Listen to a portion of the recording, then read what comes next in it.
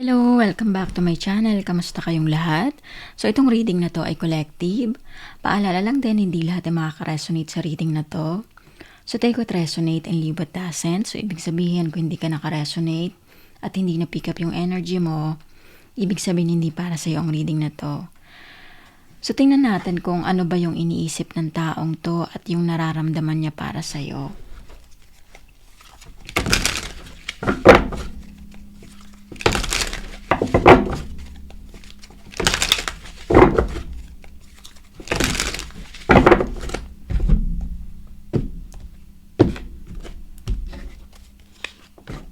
King of Cups, Ten of Cups, Two of Wands, the Empress, Nine of Cups.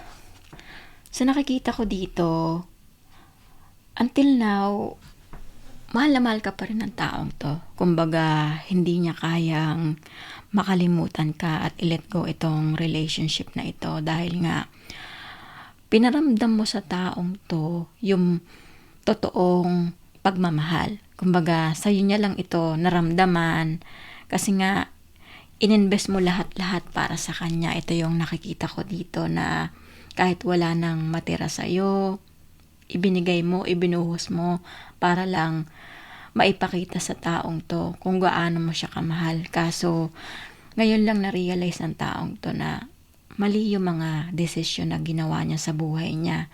Maaring itong person mo na involved sa iba. Ngayon, iniisip ng taong to kung paano niya maitatama yung mga pagkakamaling ginawa niya sa'yo. Ito yung nakikita ko na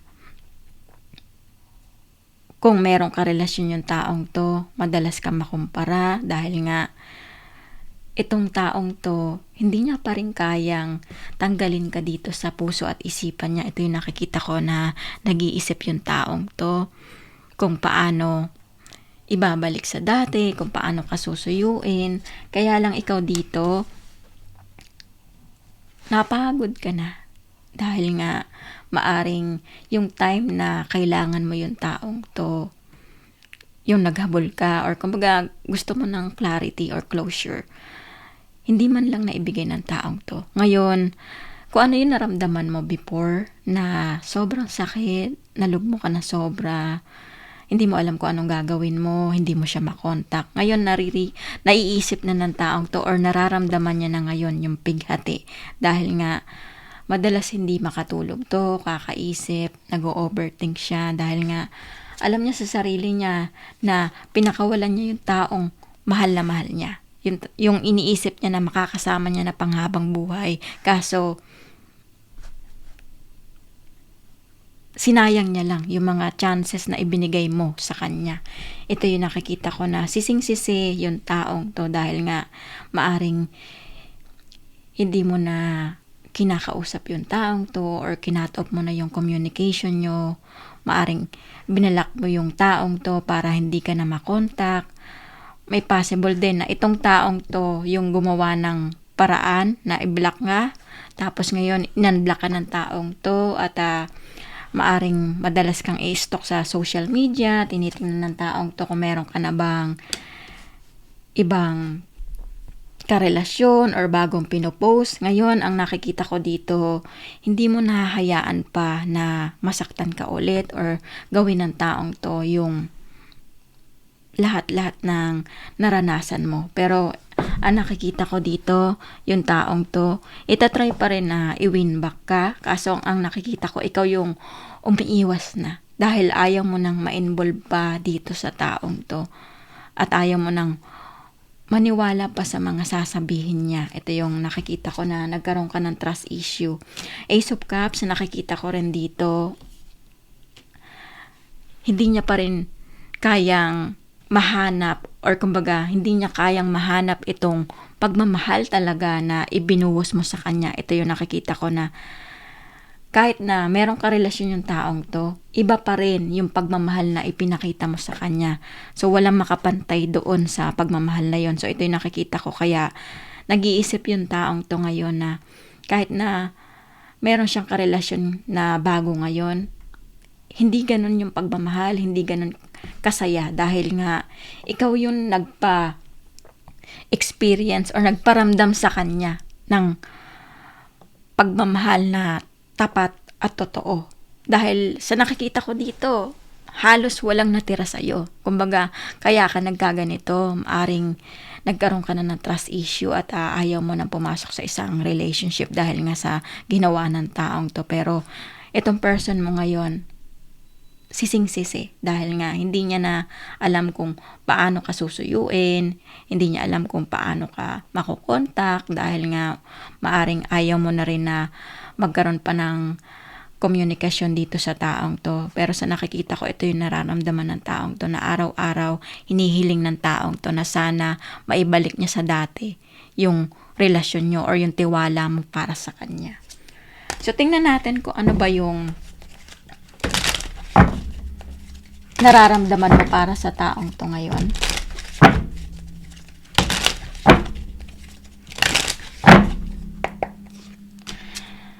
Sa nakikita ko dito, meron pa rin namang pagmamahal ka para sa taong to. Hindi mo pa rin naman kayang i-let go itong feelings mo para sa kanya. Although nandun ka na sa situation na gusto mo na piliin yung sarili mo. Pero may mga time na madalas mo pa rin mapanaginipan yung taong to or maaring napag-uusapan pa rin. So, sa nakikita ko dito, nahihirapan ka pa rin alisin ito sa isipan mo. Although nandun ka na sa time na gusto mo nang mag-focus sa future mo. Ito yung nakikita ko na alam mo sa sarili mo na ayaw mo nang maranasan pa itong ginawa ng taong to dahil sobra kang nag-invest dito sa taong to. Possible, financially, in-invest mo rin dito sa taong to. Or kumbaga lahat-lahat na meron ka, ibinuhos mo or ibinigay mo dito sa taong to na walang bumalik sa'yo, walang natira. So, ang nakikita ko dito na hindi mo kayang makita ulit yung sarili mo na masaktan ng paulit-ulit at umasa dito sa taong to. Kaya ngayon, ito yung nakikita ko na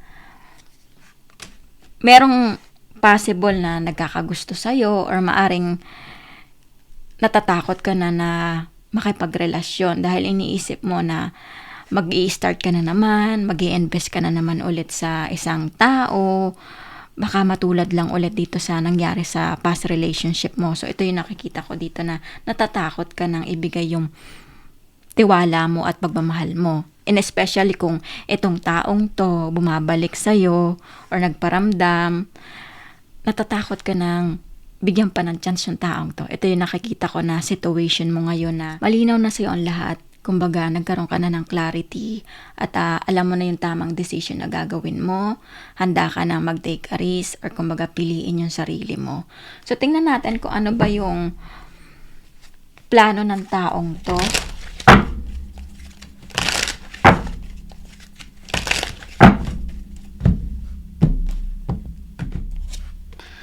Four of Pentacles, nakikita ko dito, hindi pa rin handa yung taong to na bitawan itong relationship nyo. Sa nakikita ko dito, gagawa pa rin ng paraan itong taong to na magkaroon kayo ng communication. Kasi may mga gusto pa rin malaman yung taong to eh. Kumbaga, sa nakikita ko, gusto niya pa rin itanong sa'yo na wala ka na ba talagang pagmamahal para sa kanya? Or gusto mo pa bang ayusin itong relationship na ito? Kaya lang ang nakikita ko dito, may trust issue ka na sa kanya. At hindi mo na ibibigay pa yung tiwala mo ulit sa taong to. Ito yung nakikita ko. Pero yung person mo, plano pa rin na itry na i-win back ka. Ito yung nakikita ko na pipilitin pa rin ng taong to na ipakita sa'yo na nagbago na siya at gagawin niya na yung lahat para lang maibalik yung tiwala mo. So, ang nakikita ko dito, possible kung may makadiling kayong earth sign. More on earth sign na nakikita ko dito. Meron din fire na dating nakaraan na possible na magparamdam sa inyo. Meron ding isang water sign. So, ito lang yung message na nakikita ko dito. At kung nakaresonate kayo sa reading na to, huwag niyong kalimutan mag-like at comment.